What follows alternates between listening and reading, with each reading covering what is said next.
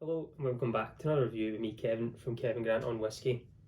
This week we're going back to something I've reviewed before but I've not reached for a good while. Just seen it at the back of the shelf and thought I would give it another try. And it's kind of opposite because last week we done uncorking a bottle again, something brand new, and this one's had a fair bit out of it. I've had this is probably one of the longest in my collection, I think. One of the first whiskies I think I kind of got back in maybe 2017, 2018. I think I've had this for, could be a little bit later, but I think it will be maybe 5 or 6 years I've had this bottle. So it's been in there for a long time. It was one at the start, I just thought it was nice whiskey, and then when you start trying other whiskies, I found better. I think that's what's happened here. Even though this was an approachable dram, I just started chasing flavour and more complexity and things like that. So I've not had a dram of this for maybe a year.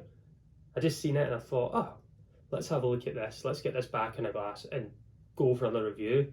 So if we break Dalwhinnie down, Dalwhinnie is a Highland whisky. It's owned by Diageo, who own the majority of whisky distilleries.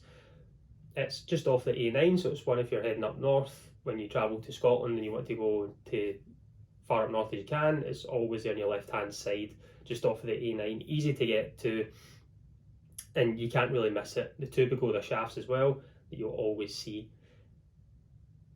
Being Diageo product as well, you know the capacity they can bring out is a lot of whiskey. This is in a lot of supermarkets.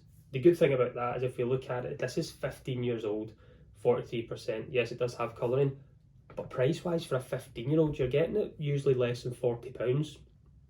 And I think that's because there's a lot of quantity of it out there. That was last time I'd seen it, was about less than 40. I don't know what it'll be like now if we compare it to Lagavulin 16. It's a bit harder to get and kind of doubled in price. I think this is sitting still quite safe in its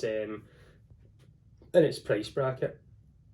So this is kind of ex-bourbon maturation. This is a 43%, which I think is good.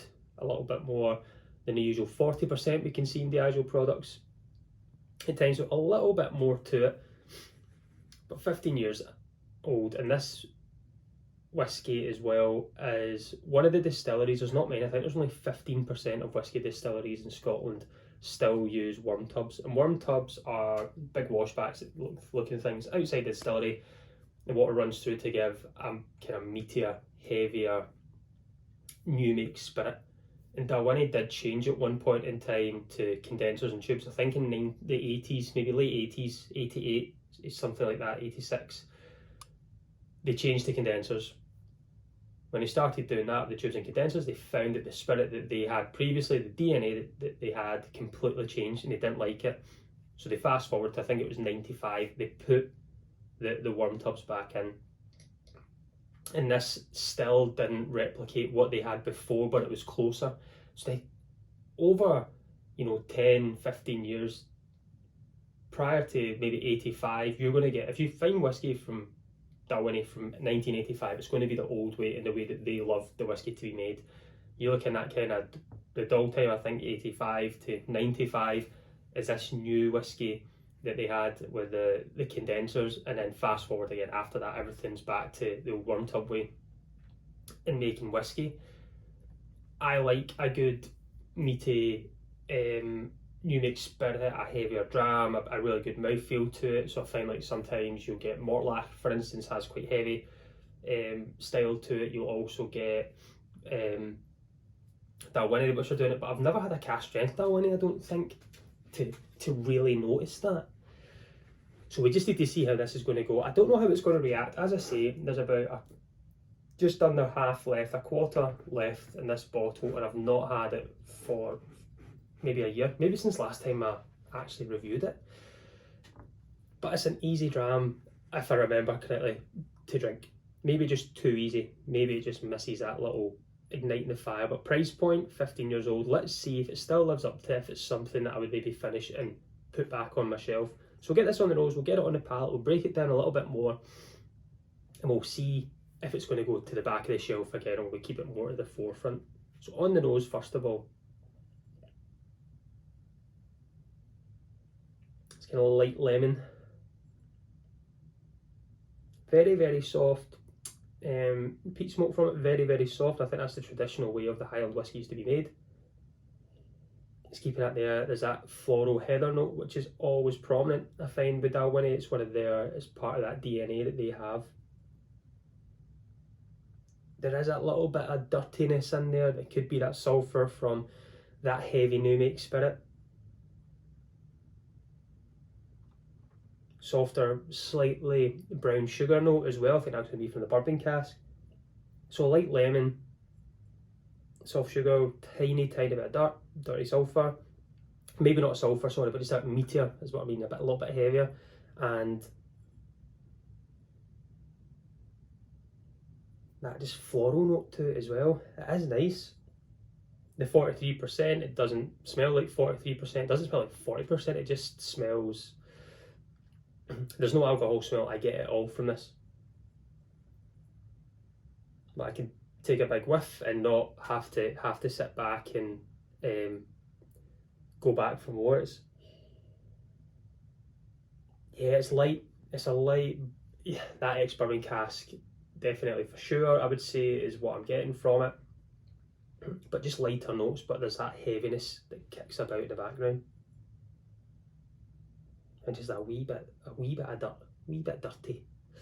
Right, let's get this on the palate, let's see how we get on. Slainte it on.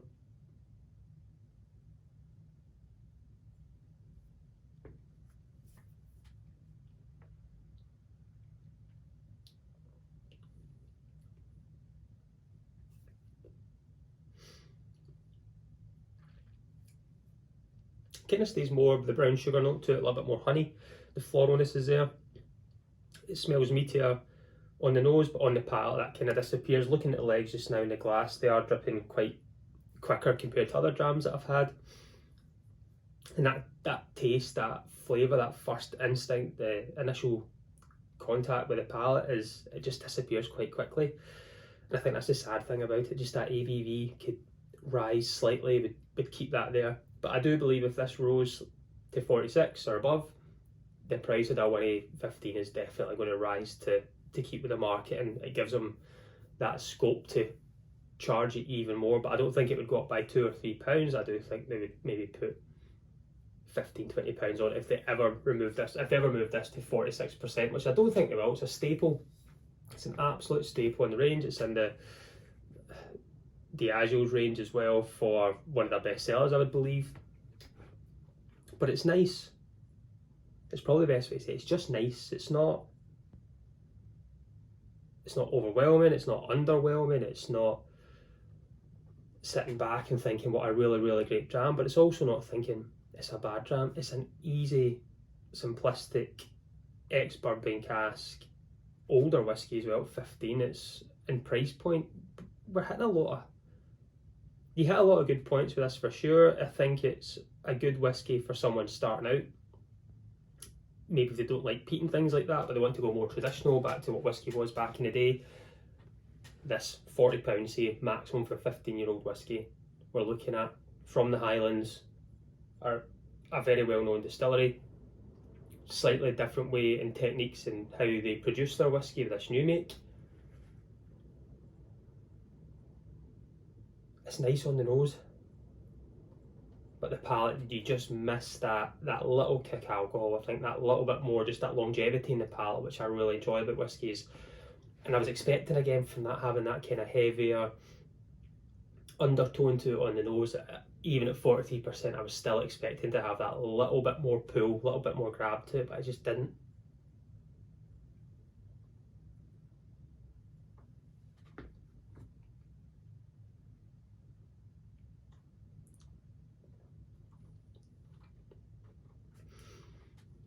It's just a good dram.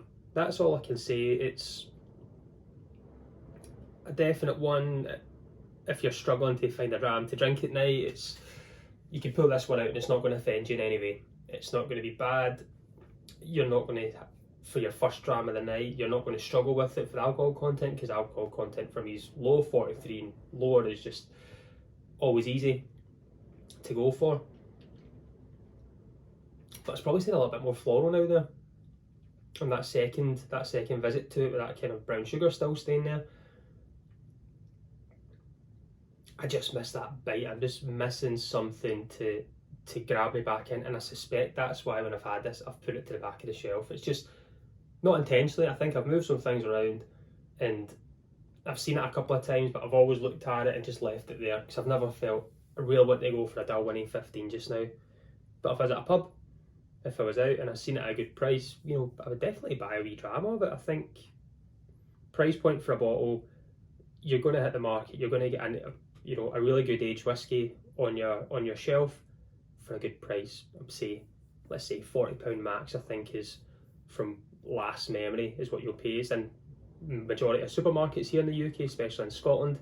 You're seeing it. And it's a distillery not too hard to get to, especially from the central belt. You can get there in a couple of hours anyway. Just one maybe next time I'm going up north, I'll maybe jump in, see if I can buy a wee miniature of something cask strength, and then do a wee review of that, because I would like to see Dalwhinnie higher up, and I would like to try the new make again, because I think if we're getting this meaty, heavy style sulphuric way of the worm tubs that how much does that new make spirit compare to the older whiskey? Where's the kind of cut off from the big heavy notes to the lighter? Because I feel this is getting to the definite lighter stage, and that could be from being in the bottle for so long as well.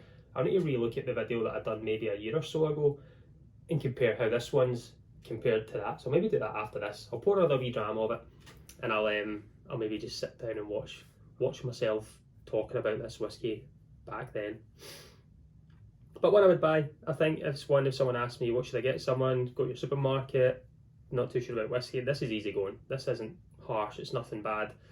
The word smooth I don't use often, but yeah, this covers that for sure, definitely. So I'm going to go and sit back. I'm going to go and get the telly on, find me on YouTube, and also if you've found me on YouTube, which you have if you're watching this, hit subscribe as well for me, that'd be magic. Really appreciate that, and again, everyone always comments and likes, appreciate that too. So I'm going to watch myself talking about Dalwhinnie last year and see what differences I've got, maybe taste notes. That'll be quite exciting now. As always, I've been Ken from Ken Grant on Whisky. Join me next week. Let's talk whiskey. Slainte.